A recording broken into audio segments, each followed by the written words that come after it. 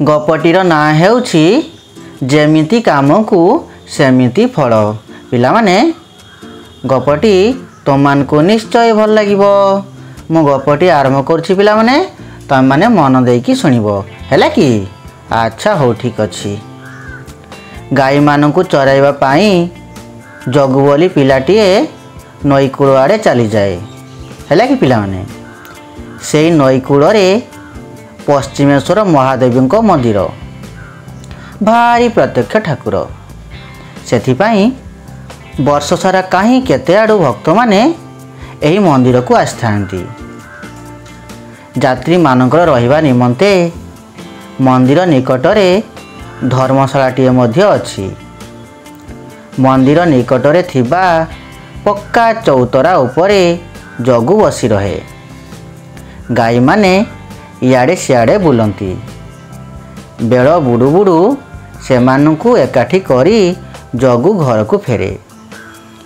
एई केते दिन हेबो जगु अजब घटनाटीए लक्ष्य कला।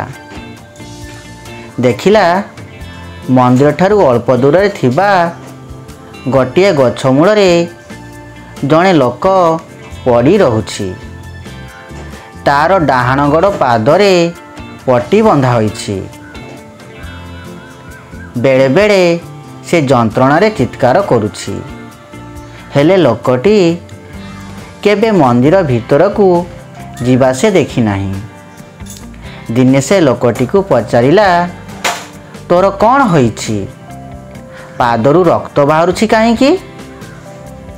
आस मु तुमको आम गाँ वैद्यंक पाखकु नहीं जीवी। तांको औषधरे काहीं केते रोग भल हेउछि। तमर जहा होइथिले भी निश्चय भल होइजिवो। जगुर कथा सुनी लोकटी मुंड हलाई कहिला, पोरे मु कुआड़े जीवी नाही। मोर ए घा अनेक दिनर हेलाणी। जेते जहा कले कौनसी उपाय रे ताहा भल हेबो नाही। लोकटीर कथा रो अर्थ किछि बुझी पारलानी जगु। ताकू बड़ आश्चर्य लागिला। एते कष्ट पाई मध्य से चिकित्सा करियाकू चाहुनी काहींकी। पुणी कौन भावी कहिला, हौ वैद्यंक पाखकू नगले नाही, ठाकुरंक पाखकू जाऊन। तांकू गुहारी कले से निश्चय तम दुख बुझिबे। मु तो देखिछि तमे आसीबा दिनठू एइठी पड़ी रहिछ। तमर कौन ठाकुरंक उपरे भरोसा नाही? जगु कथा सुनी लोकटी आखिरु धार धार लुह बहीगला। से कहिला, पुओरे मु जणे विश्वासघातक। मो अपराधर क्षमा नाही। एकथा सुनी जगु आउ किछि पचारलानी। से दिन जगु को भल निद हेला नाही। ता पर दिन टिके शीघ्र से बाहरी पड़िला ता कामरे। गाई मानकु चरिवाकू छाड़ी देई से गला लोकटी पाखकू। चुपचाप ठिया हला से। ताकू देखी लोक जनक कहिला, मु जाने तमे पुणी काहींकी आसछ। हेले मु भाविथिली मो विषय काहाकू किछि कहिबिनी बोली। किंतु तमे छोट पिलाटीए। तमर आग्रह देखी मु मो कथा न कही रही पारुनी। लोकटी कहिबाकू आरंभ कला। मते सेतेबेले 19 कि 20 वर्ष। देखिबाकू जेमिति मोटा थिली, देहरे भी सेमिति बल थिला। ता छड़ा भारी रागी थिली। काहाकू मोर डर नथिला। खूब भल भावरे लाठी बुलेई पारुथिली। तेणु गाँ लोके मते भय करुथिले। सेथिपाई मो मनरे गर्व थिला। ମୋ ଆଗରେ ଠିଆ ହେବାକୁ କେହି ସାହସ କରିପାରୁନଥିଲେ। କେବଳ ସେତିକି ନୁହେଁ, ମୁଁ ଅନ୍ୟମାନଙ୍କ ସହିତ କଥାକେ ଝଗଡ଼ା କରୁଥିଲି, ମାରପିଟ ମଧ୍ୟ କରୁଥିଲି। ଦିନେ ମୁଁ ଠିଆ ହୋଇଛି, ଦେଖିଲି କେତେକ ଲୋକ ଇଆଡ଼େ ସିଆଡ଼େ ଦୌଡ଼ିବାରେ ଲାଗିଛନ୍ତି। ଜଣେ ଲୋକ ବଡ଼ ପାଟିରେ କହୁଛି, ଗୋଟିଏ ଷଣ୍ଢ ପାଗଳ ହୋଇ କେତେ ଲୋକଙ୍କୁ ଖଣ୍ଡିଆ ଖାବରା କରିଦେଲାଣି, ତେଣୁ ସମସ୍ତେ ସାବଧାନ ହୋଇଯାଅ। ଷଣ୍ଢଟି ବର୍ତ୍ତମାନ ଏଇ ଆଡ଼କୁ ଆସୁଛି। ଏକଥା ଶୁଣି ସମସ୍ତେ ସାବଧାନ ହୋଇଗଲେ। ମୁଁ ମୋର ଲାଠିକୁ ଧରି ସେଇଠି ଠିଆ ହୋଇ ରହିଲି। ଏତିକିବେଳେ ଦେଖିଲି ଗୋଟାଏ ଷଣ୍ଢ ପ୍ରବଳ ବେଗରେ ଗର୍ଜନ କରି ମାଡ଼ି ଆସୁଛି। ମୁଁ ତା'ର ମୁକାବିଲା କରିବା ପାଇଁ ବାହାରି ପଡ଼ିଲି, ହେଲେ ପାରିଲିନି। ତା'ର ଶକ୍ତି ନିକଟରେ ମୋତେ ହାର ମାନିବାକୁ ପଡ଼ିଲା। ଷଣ୍ଢର ପାଗଳାମି ଦେଖି ମୁଁ ଡରିଗଲି। ତାପରେ ମୋର ମନେ ପଡ଼ୁଛି, ଷଣ୍ଢଠାରୁ ନିଜକୁ ରକ୍ଷା କରିବା ପାଇଁ ମୁଁ ପ୍ରାଣମୂର୍ଚ୍ଛା ଦୌଡ଼ିଲି। ଏମିତି ଥୋଡ଼େ ବାଟ ଦୌଡ଼ିବା ପରେ ମୁଁ ଗୋଟିଏ ଅନ୍ଧାରୁଆ କୂଅ ଭିତରେ ପଡ଼ିଗଲି। କୂଅଟି କଣ୍ଟା, କାଚ, ପଥର ଆଦିରେ ପୂର୍ଣ୍ଣ ଥିଲା। ସେଥିରେ ମୋ ଦେହ ଖଣ୍ଡିଆ ଖାବରା ହୋଇଗଲା। ଷଣ୍ଢଟି କୁଆଡ଼େ ଗଲା ମୁଁ ଆଉ ଜାଣିପାରିଲିନି।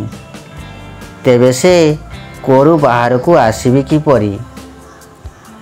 ଏତିକି ବେଳେ ଶୁଣିଲି କେହି କହୁଛି, ଡର ନାହିଁ, ମୁଁ ତୁମକୁ ବାହାରକୁ ବାହାର କରିଦେବି।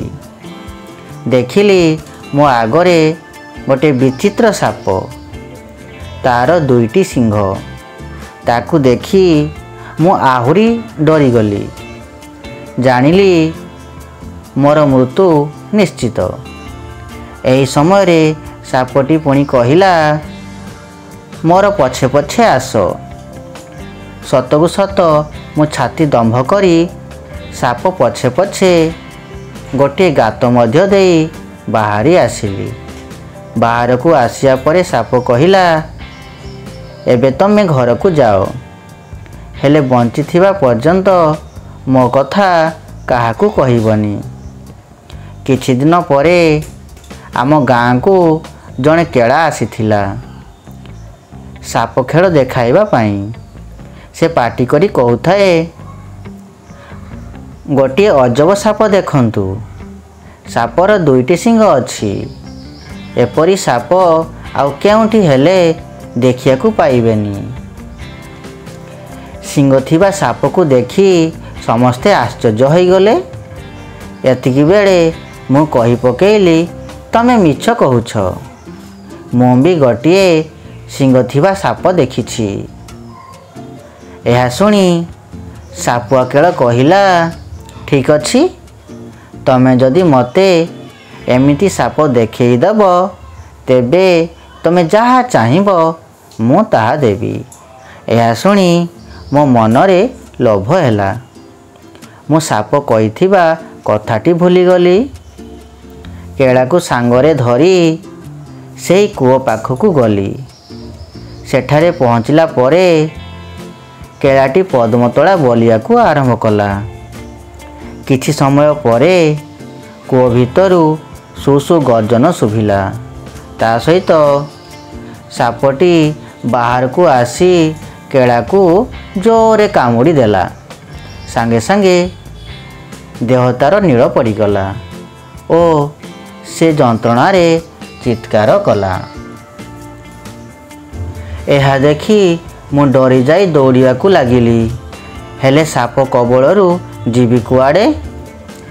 ସେ ମୋ ଦେହରେ ଗୁଡ଼େଇ ହୋଇ ଯାଇ କହିଲା, ମୁଁ ଦିନେ ତୋ ଜୀବନ ରକ୍ଷା କରିଥିଲି, ତେଣୁ ଆଜି ତୋତେ ମାରୁନାହିଁ।